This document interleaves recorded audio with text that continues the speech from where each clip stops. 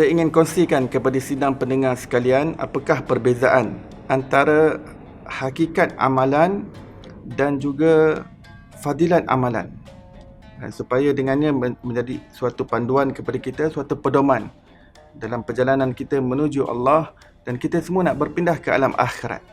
Apabila kita berpindah ke negeri akhirat, ada currency di sana yang kita akan gunakan untuk kegunaan kita, faedah dan manfaat kita. Dan ada pula aset dan juga property yang menjadi sesuatu yang sangat bernilai kepada kita di hari akhirat kelak. Baik, apa yang saya maksudkan dengan hakikat amalan? Ianya adalah merupakan aset dan juga property kita.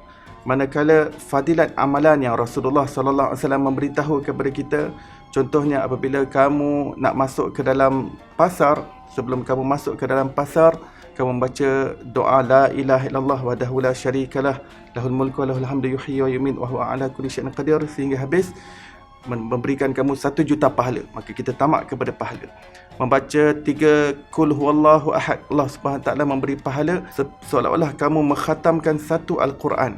Kamu dapat pahala khatam Al-Quran dengan 3 kul huwallahu ahad.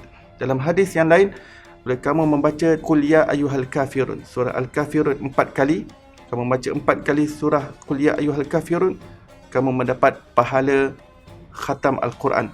Baik, itu semua adalah fadilat amal yang Rasulullah sallallahu alaihi wasallam khabarkan kepada kita, dan kita tamak kerana dia memperbanyakkan bekalan kita, bekalan currency kita. Kerana itulah mata wang yang kita nak gunakan di alam barzakh, nanti ketika di perhisaban, ketika di neraca mizan. Itu semua currency yang akan dapat memberikan faedah dan juga manfaat kepada kita. Demikian juga dengan fadilat seperti Rasulullah mengatakan, apabila kamu sembahyang di Masjidil Haram, maka pahalanya adalah seolah-olah kamu sembahyang 100,000 kali solat. Dan begitu juga sembahyang di Masjid Nabawi berapa ribu kali ganda, kemudian di Masjid Aqsa berapa ribu kali ganda.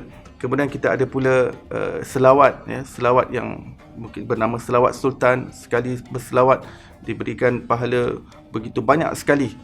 Membaca selawat ke atas Rasulullah sallallahu alaihi wasallam.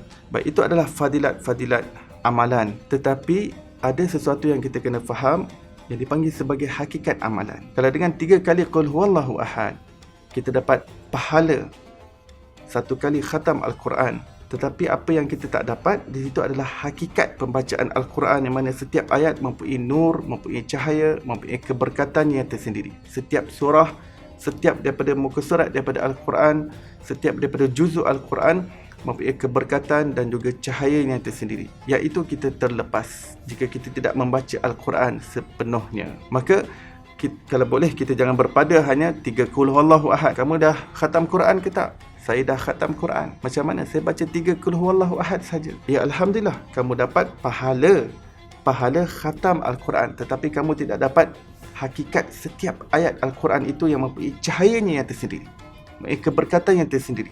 Dan itu adalah aset dan properti kamu. Di dunia ini kita memahami bahawa kalau kita ada aset dan juga properti seperti tanah ataupun rumah, nilainya lebih kukuh berbanding kalau kita hanya ada mata wang sahaja.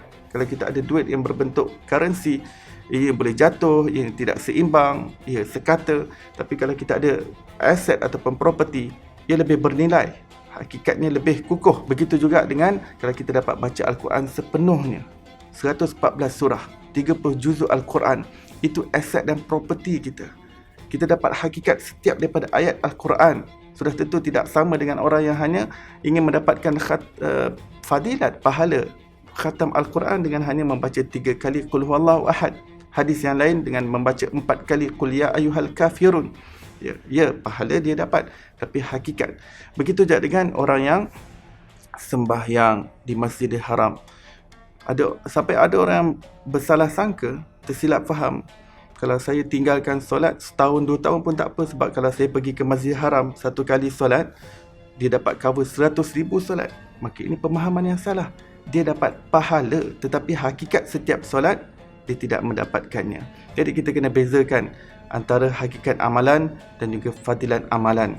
Ya, yang fadilat berbentuk pahala currency, kita juga ingin rangkul sebanyak-banyaknya. Tapi jangan lupa sesuatu yang lebih bernilai, yang lebih kukuh, membantu kita di hari akhirat kelak adalah aset dan juga properti kita, iaitu kita melakukan solat dengan sebenar-benarnya, kita membaca Al-Quran dan kita mengkhatamkan daripada awal sampai akhir Begitu juga dengan amalan-amalan yang lain, kita juga ingin meraih hakikatnya beserta dengan fadilat yang kita juga kejar, tapi jangan lupa untuk mendapatkan cahaya dan juga keberkatan daripada setiap amalan, insya-Allah taala. Wa sallallahu ala sayidina Muhammadin wa ala alihi wasallam. Alhamdulillahirabbil alamin.